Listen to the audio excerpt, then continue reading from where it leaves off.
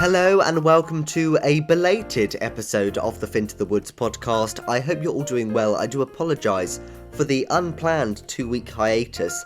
I was just very busy seeing lots of friends and lots of shows, and I just never really got the chance to record, and it's just all been a bit hectic. But we're back, and this is going to be a jam-packed episode filled with many reviews of many different shows of varying different genres that I've seen, and also, of course, an in-depth review of one of the biggest films of the year and one of the most successful musical adaptations of all time. Of course, I'm talking about Wicked. I've also just started work on Panto as well as an ASM. We've started rehearsals, and that's very exciting to see the usual Panto lot back in my hometown again, and it's always a very stressful and tiring but also so rewarding and fun 6 weeks that we spend in rehearsals, and then obviously a lot of shows over the Christmas period, so I will keep you updated on how that's all going. But yeah, so it's been a bit of a busy few weeks, but let's kick off and talk about Wicked. So for months now, the Wicked movie has been teasing us with all this merch and all these trailers and teaser trailers and featurettes and whatever, and there was such a big build-up for this film.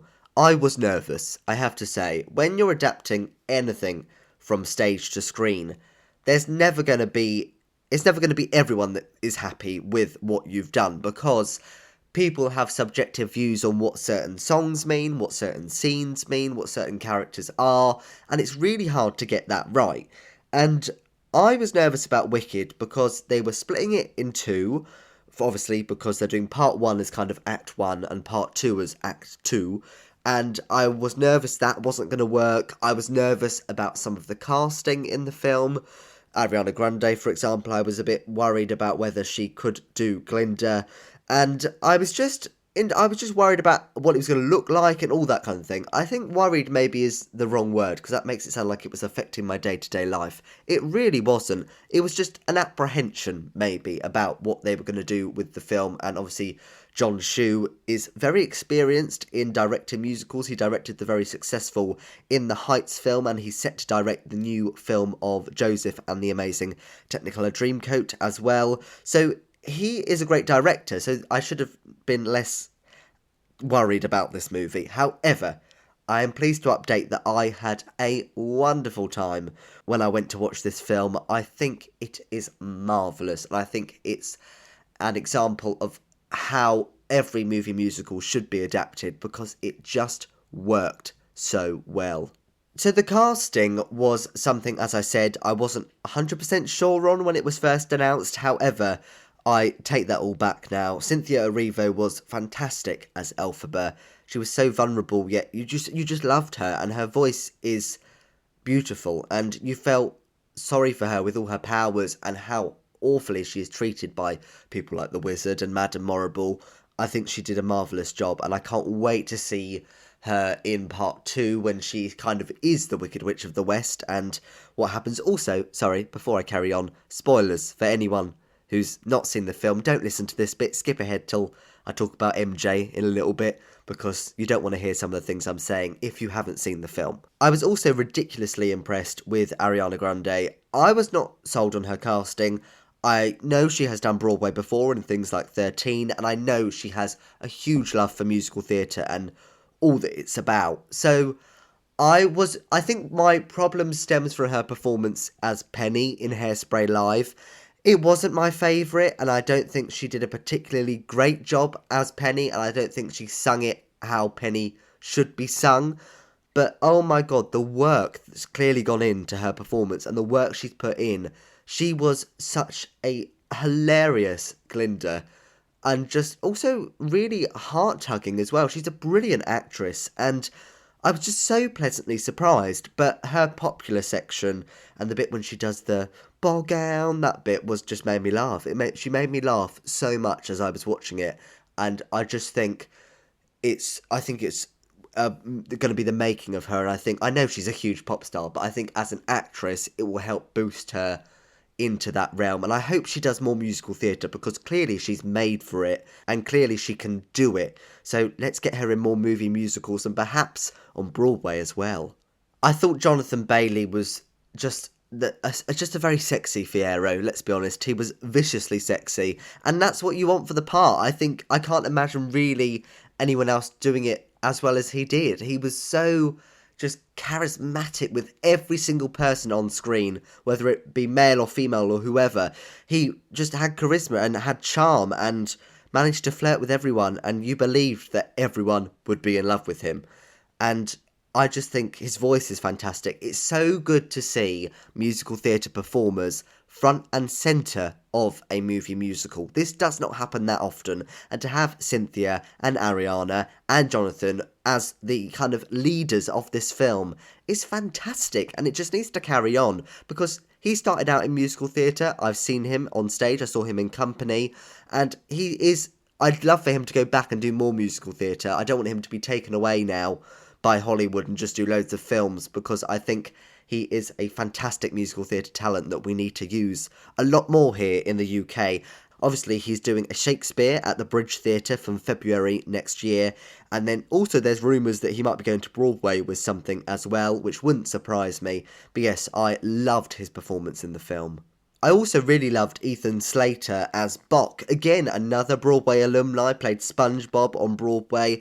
He's fantastic, and you can tell that he is musical theatre trained, and it makes the world of difference. I also thought Peter Dinklage did a really good job as being the voice actor for Dr. Dillamond, because I find that character really boring usually, and he got so much emotion across in his singing and his acting choices just by using his voice, and I thought that was really impressive. I do think I loved Michelle Yeoh, and I thought she was quite evil, and I loved the fact that you can tell how horrible she's going to be in part 2 as well. I do wish she could sing. I know not many people, when they play Madame Horrible, sing that little bit before Wizard and I. It's usually sung, but when you've had people like Cheryl Lee Ralph and Donna McKechnie playing the part, surely they could have got someone who could sing. That was the one thing I was like, oh, that's a shame. That is a shame, because it was clearly slightly auto-tuned as well, which wasn't particularly enjoyable.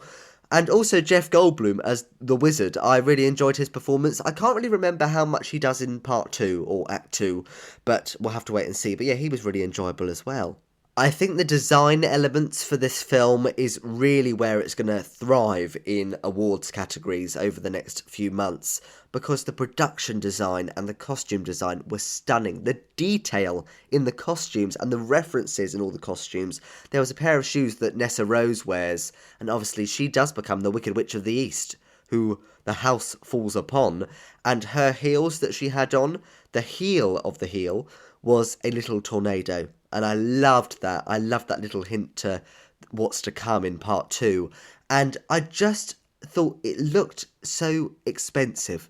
And I loved that. The set, and clearly they've done a lot of physical sets, not a lot of CGI. Obviously they have done that, but the effort that's gone into it, the Shiz University set with the working kind of waterworks intertwined between all the buildings was stunning. The train to the Emerald City, which was real, was amazing, and the Emerald City set was beautiful as well. I also loved that in the Munchkin Land that you see during No One Mourns the Wicked, all the tulips that are planted in the background weren't fake, they were real, they were planted across fields here in the UK, and they actually are real, which I think's amazing. That doesn't happen at all really anymore, but you noticed the difference, and you noticed where they'd put the effort in to make it authentic, and I think that's why it could win the production design Oscar and the costume design Oscar, because I think it's probably miles ahead than any of its competitors.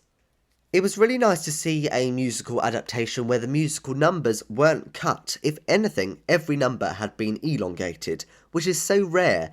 I would have cut Sentimental Man. It's a boring song and it's really short, and the movie was long. It was 2 hours 40 minutes-ish, and that is long, and you could have shaved about 10-15 minutes off it if you tried. So I would have cut that song, to be honest. It just doesn't really do anything for me, and I don't think it adds much to the character of the wizard either.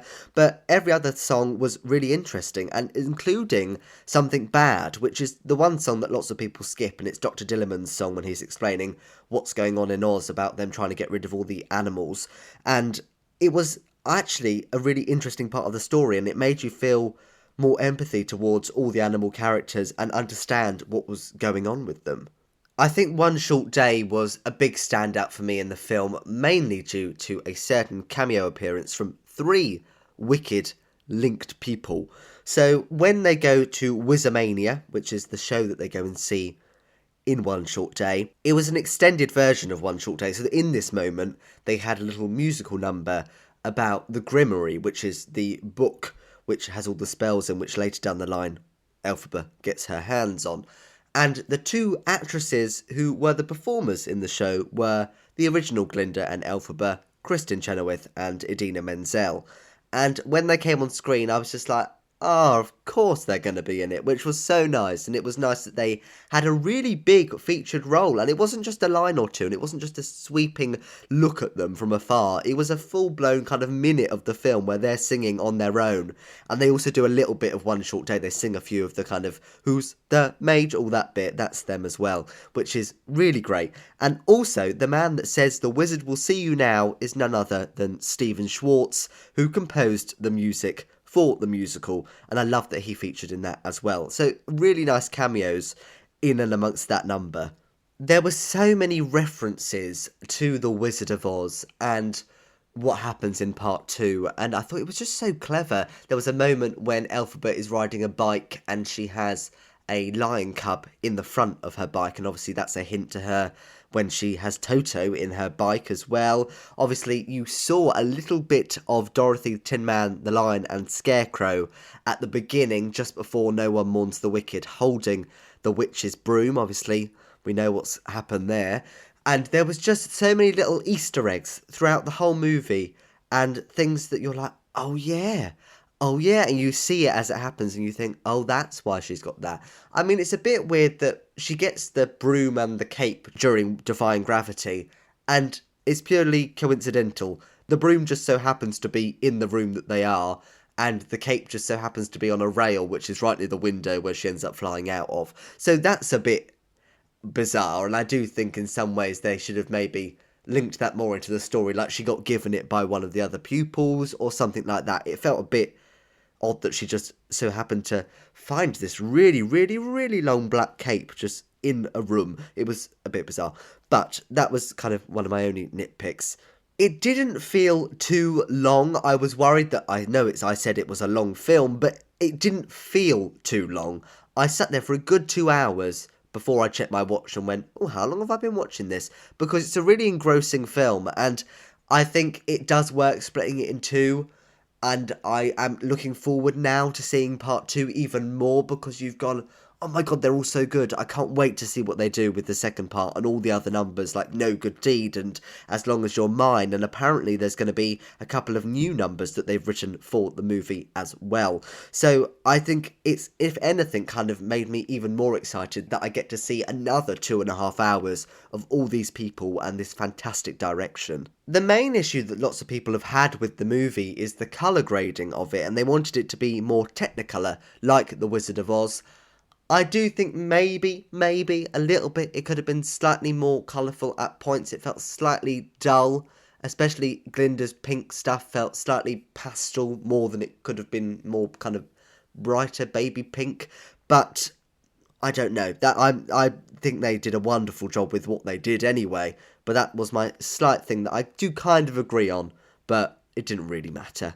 What I love about this movie is that I know so many people from various different backgrounds, not necessarily musical theatre, who have gone to see this film and absolutely loved it. And I do think you have to see it before you can judge it. You can't say, I don't like this film, I don't like this, without having previously seen it. And I have to say the soundtrack to the movie isn't as good as what you hear on screen.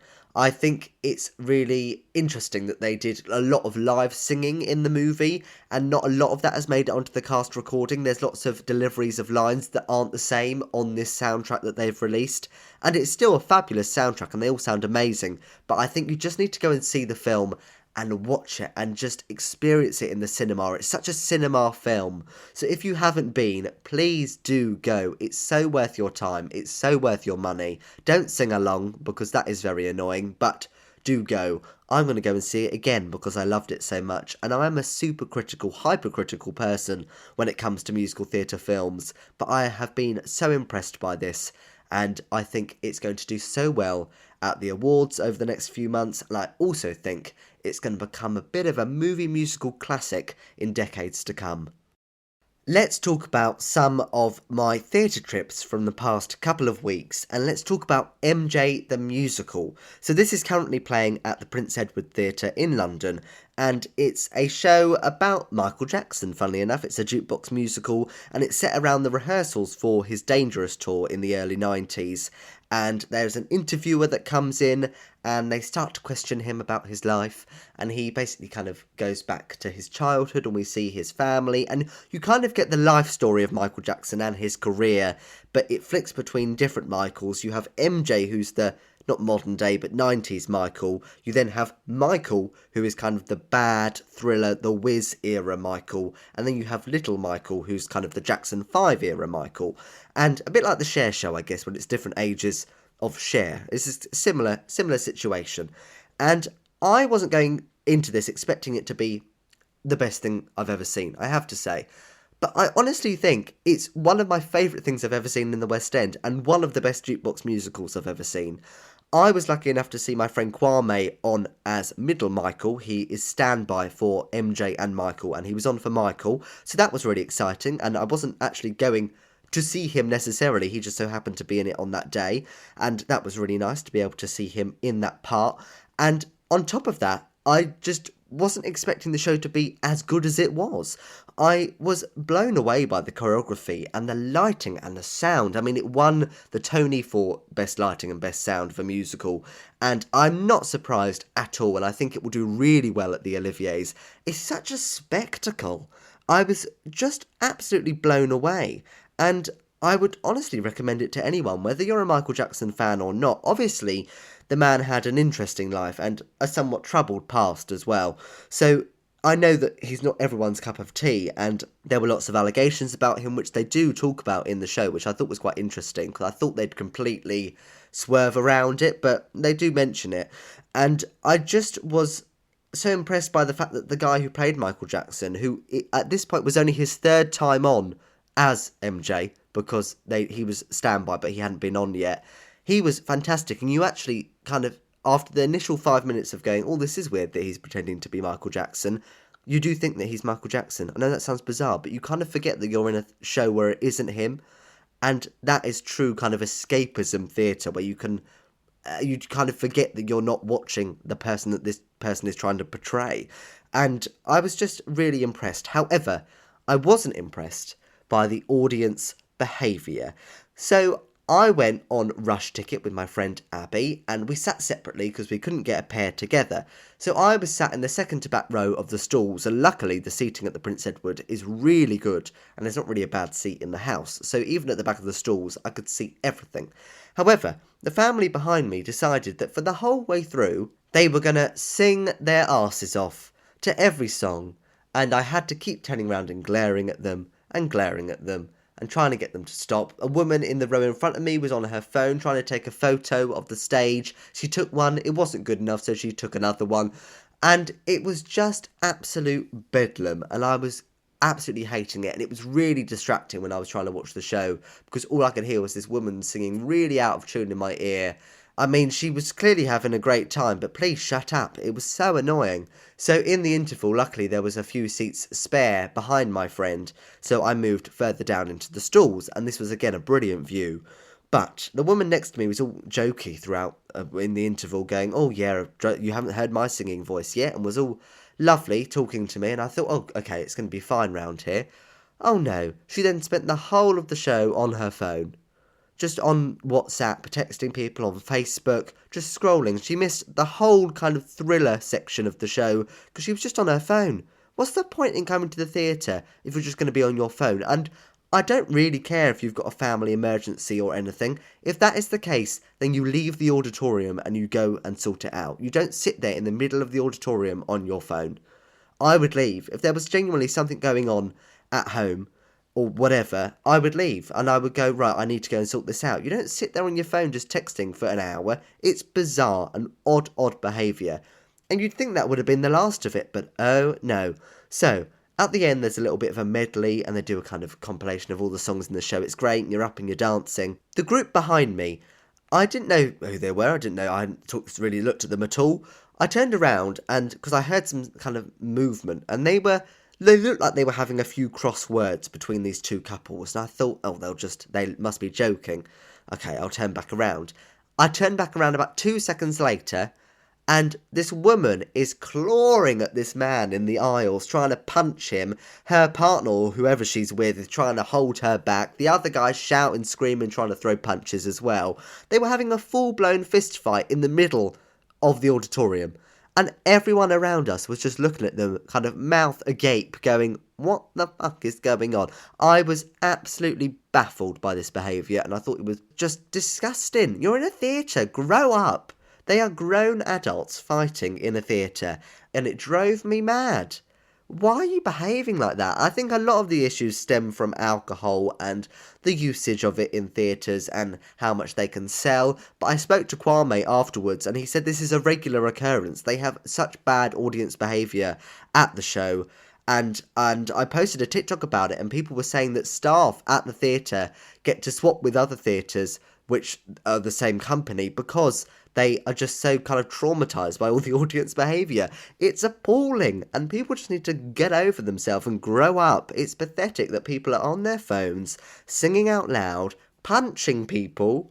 It just blows my mind. It really, really does. But it's that kind of audience, it's that kind of show. It appeals to the masses, it appeals to non-theatre people, and that, I think, is often where the trouble lies. Not the trouble, because theatre is for everyone, and theatre should be accessible for everyone, but everyone should still abide by the rules in the theatre and respect everyone around them. I just don't understand why you'd punch someone in the theatre. I think it's quite funny, really, because I just can't understand why you'd do it.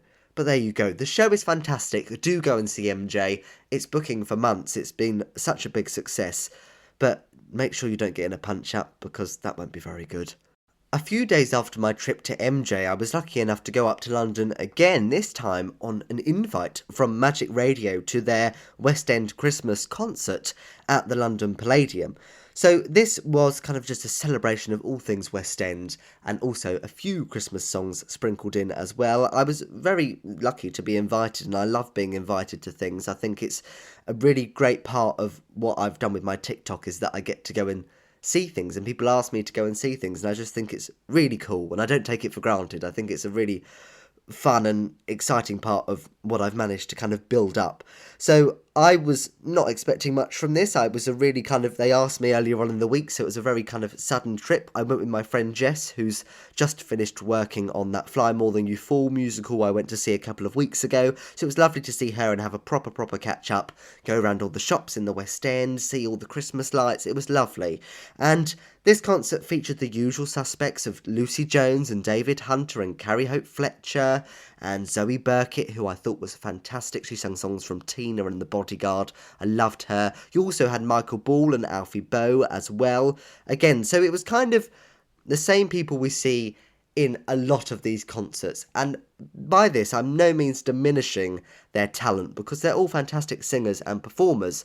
However, I do get somewhat bored that every time there is a concert production of a show, or a concert in general, it's always the same people. And I know that's to sell tickets, and I know that they are popular musical theatre performers, but I love seeing people that don't do a lot of stuff. Like when I went to see Sondheim on Sondheim, and that company was full of people that don't necessarily do these concert productions. And it makes the world of difference, because you're seeing people that you haven't seen before, or people that you really want to see and that you haven't had the chance to see.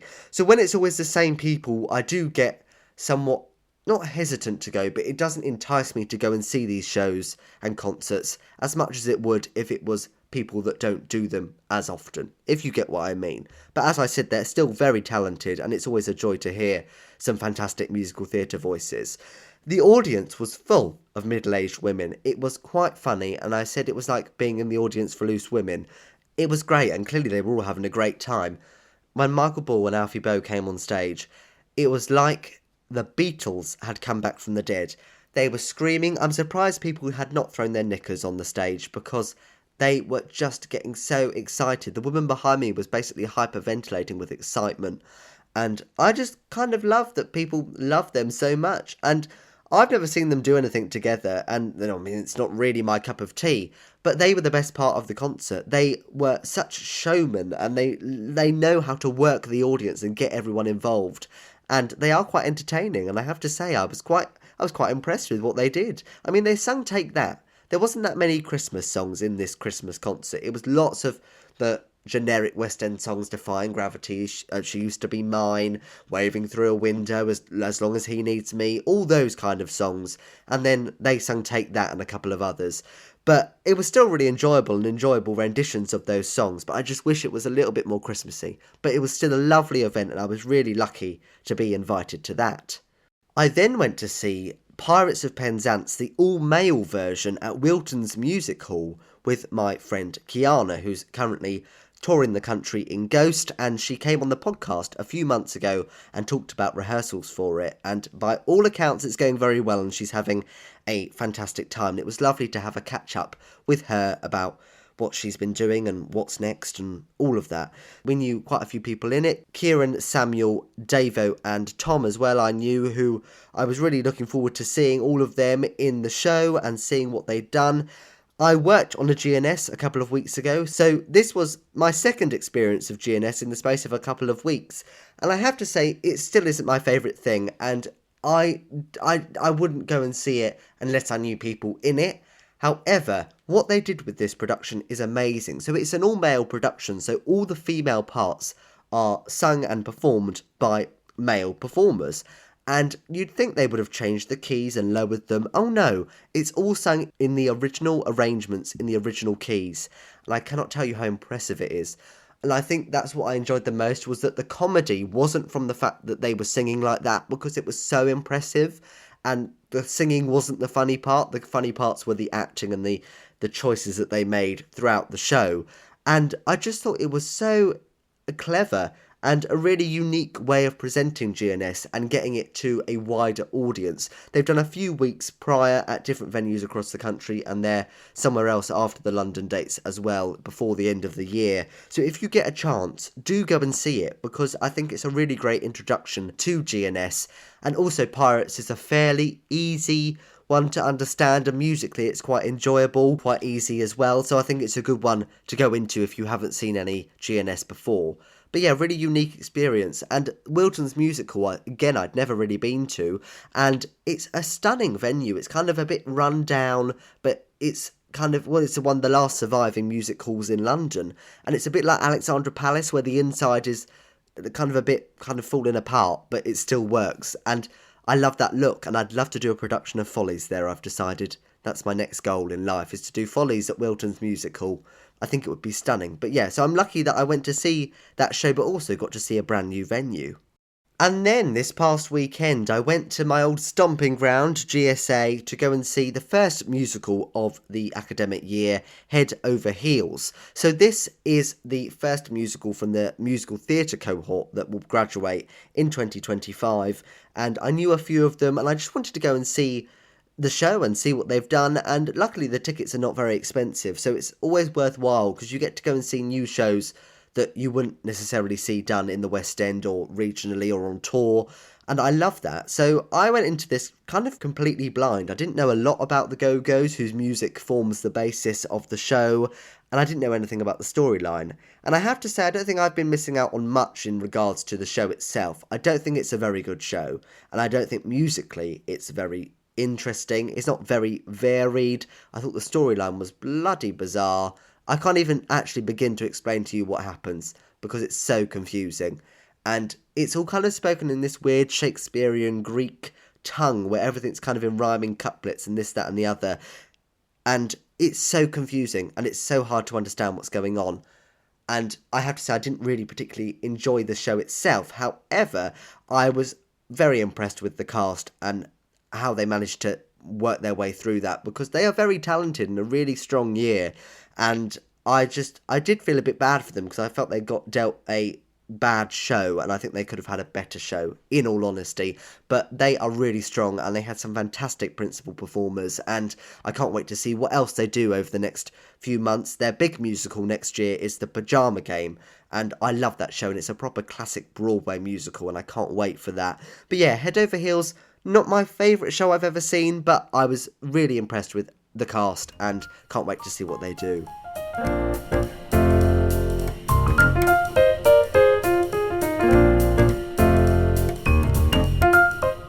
Right, now we've spoken about everything I've been to see, let's crack on with the theatre news from the past couple of weeks. And there's been quite a lot, but we're going to whiz through it. So, Wonderful Town is going to replace The Wild Party as the last show in the 2025 Encores season in New York. And this is because The Wild Party has had to be pushed back to next year due to scheduling conflicts. And Wonderful Town was previously performed at Encores in 2000 with Donna Murphy and Laura Benanti in the leading roles, and this production would move to Broadway a few years later, still with Donna Murphy but not Laura Benanti, and Brooke Shields would later appear in that production as well. So I think it's interesting that they're doing a show that they've already done, because I think the whole point of Encores is to do shows that aren't done that regularly, and I guess Wonderful Town isn't, but I'm excited to see who ends up being in that as well, because I think you could do some fantastic star casting in that lead role. 101 Dalmatians, the musical, is going to run in London again next summer. So previously it played the Regent's Park Open Air Theatre a few years ago. I didn't love the show when I saw it, and I'm intrigued to see what it's like now it's indoors, but it's going to play the Hammersmith Apollo from the 18th of July to the 30th of August next summer, a bit like they did with Shrek this year. They keep on having a big musical at the Hammersmith Apollo, and it keeps selling, so I think it's kind of a winning formula, and it's great to see a theatre of that size be full of musical theatre lovers. Giant, starring John Lithgow, which had a very successful run at the Royal Court Theatre in London this year, is going to transfer to the West End, and he stars as Roald Dahl in this, and it deals with his anti-Semitic remarks and his career and just his life and the controversies that surround him. And this is going to run from the 26th of April to the 2nd of August at the Harold Pinter Theatre. I was meaning to go and see this at the Royal Court, but I just never got round to seeing it, and it's sold out because the Royal Court's quite a small venue, so I'm glad it's transferring, and I can't wait to see John Lithgow. I love him as an actor, and I like him in musicals as well. He's a great performer. I can't wait to see him in that role. The Steps musical Here and Now is going to tour the UK from August 2025 to May 2026. It's just opened in Birmingham and was very successful, and Steps went on stage and announced that there is a tour happening. It's going to many different venues up and down the country, and it looks like such a bundle of camp fun, and I can't wait to go and see that. A new play by Mike Bartlett called Unicorn will have its world premiere next year at the Garrick Theatre from the 4th of February to the 26th of April, and it's going to be directed by James MacDonald, who directed Cock, also written by Mike Bartlett, and it tells the story of Polly and Nick, who are a seemingly happy couple who seek something elusive. That's what the description says, and it's going to star some great people: Nicola Walker as Polly, Stephen Mangan as Nick, as well as Erin Doherty as Kate. So a fantastic cast from a fantastic playwright and director, and I think that's going to be one of the hottest tickets in town. The Barn Theatre in Cirencester has announced its 2025 season, and this includes shows such as A Role to Die For from the 30th of January to the 15th of March, which is a comedy about casting for a certain British spy film. Then you also have In the Mouth of the Wolf, which is an adaptation of a Michael Morpurgo book about two soldiers in World War II, and that's running from the 28th of March to the 10th of May. Then you have the classic Willie Russell play Educating Rita from the 16th of May to the 28th of June. The Friends parody musical, which I spoke about before, is going to have its opening of its tour there from the 14th of July to the 23rd of August. You then have Haywire from the 1st of September to the 11th of October, which tells the story of the creation of the very successful radio soap opera, The Archers. And then the last 5 years, the Jason Robert Brown musical is going to run there from the 17th of October to the 15th of November, before A Christmas Carol runs there from the 1st of December to the 4th of January 2026. So a really great season with some really interesting shows that sound like really fascinating viewing. Maxine Peake is set to star in a revival of Doubt in Bath next year from the 7th of Feb to the 8th of March. I do love Maxine Peake, obviously making one of her first appearances in the comedy Dinner Ladies, but she's gone on to do many other things. And Doubt just had a revival on Broadway as well, which was very well received. So it'll be interesting to see how different that revival is to the one that we're going to get over here. And The Mad Ones is going to run for 4 weeks next summer from the 7th of May to the 1st of June at the Other Palace. So this premiered off-Broadway back in 2017, and it also had a run in April 2023 here in the UK. And now it's coming, as I said, to the Other Palace, and it has book and lyrics by Katie Kerrigan, whose show The Great Gatsby is also coming to London next year around the same time. So she'll have 2 shows in London in the space of a few months. There's been quite a few concerts announced in the last few weeks. The Westway Sessions are going to play the Vaudeville Theatre in spring next year, and this is a new series of concerts. So you have Cassidy Jansen on the 3rd of February, Joe Stilgo and Liza Pullman present A Couple of Swells on the 10th of Feb, Amy Atkinson on the 17th of Feb, Lee Mead, The Best of Me on the 10th of March, and Kerry Ellis, Queen of the West End on the 17th of March. I think these are all on Mondays as well, so it kind of fills a gap in the theatre's schedule. But that's not the only concert that Kerry Ellis has announced. She is doing a concert of the musical If Then, which originally starred Idina Menzel on Broadway, next February on the 10th of Feb at the Savoy Theatre, which isn't usually used for these concert events, but I'm glad that they're using it because it's a lovely theatre with a great auditorium. On the 20th of December this year, Manchester at the Musicals is going to take place at the Co-op Arena, and this is going to be starring Sheridan Smith and Samantha Barks, with more people set to appear.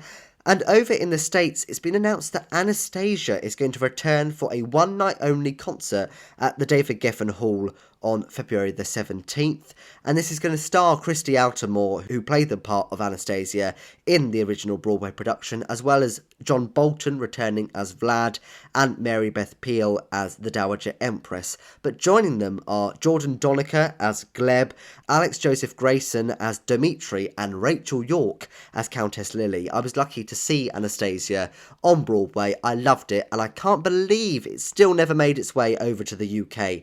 Blows my mind, but it's a brilliant show, and I can't wait for it to come over here eventually. It's not all fun and games in the world of theatre though, because over on Broadway, Tammy Faye has announced it will close on December the 8th, having only opened officially on the 14th of November, so they will have only played 24 previews and 29 regular performances.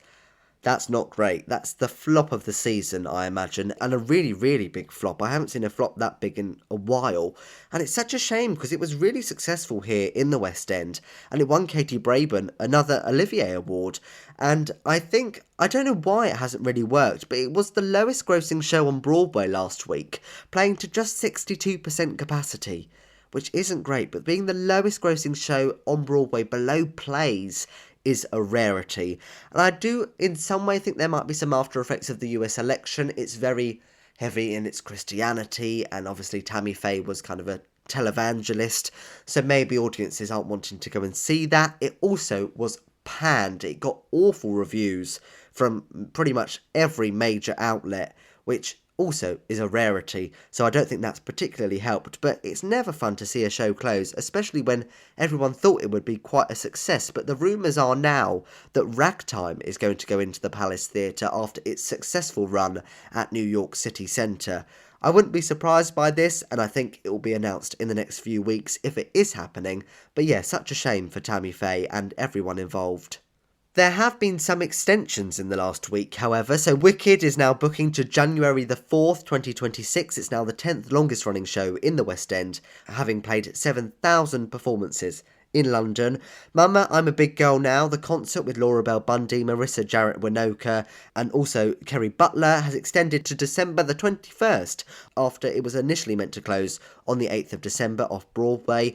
And also Stranger Things The First Shadow has extended to September 2025, with tickets now on sale for that extension. In a little bit of kind of film and TV news, Gavin Creel's musical Walk On Through, Confessions of a Museum Novice is now available to stream on YouTube. So the Met have posted the full performance from the 2021 performance of the show, and to celebrate Gavin Creel's life, and the whole thing's on YouTube. I've not got round to watching it yet, but I will get round to watching it because I really want to see all the work that he put into that show.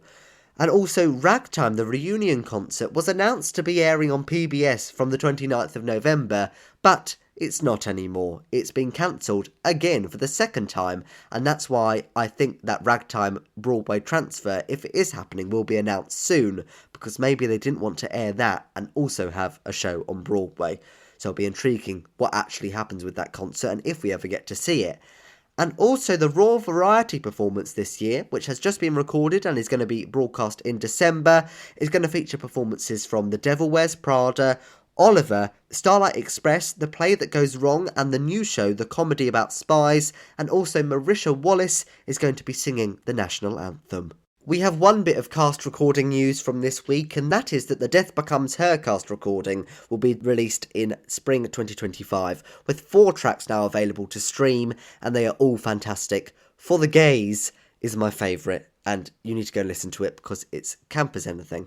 In the last couple of weeks, we lost a very famous British actor, Timothy West, who died at the age of 90, and he was married to actress Prunella Scales since 1963, and he started out in rep and became a member of the RSC in the 1960s for 3 seasons, and he appeared in classics such as Comedy of Errors and Love's Labour's Lost.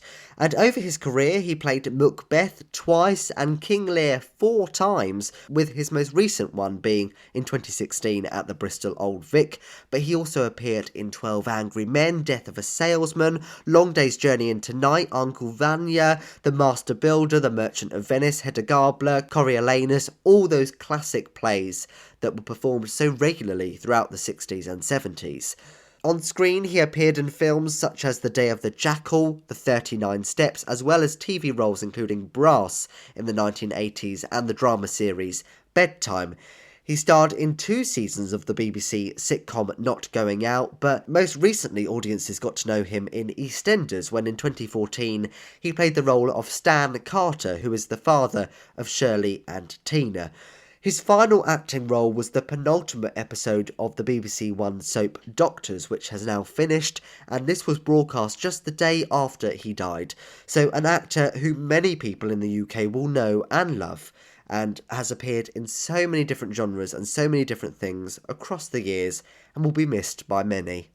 Right, let's move on to some casting news. So Lucy Jones is going to lead the world premiere of 13 Going on 30 next year in Manchester. We'd all assumed she would be after doing the workshops, but now that is official. Ryan McCartan will be taking over the role of Jay Gatsby from Jeremy Jordan in The Great Gatsby from the 21st of January on Broadway. This means that Ryan McCartan will no longer be appearing in Stephen Sondheim's Old Friends. The reason that Jeremy Jordan's leaving is to lead the Broadway premiere of Adam Gettle's musical Floyd Collins next spring alongside Mark Kudish and Lizzie McAlpine.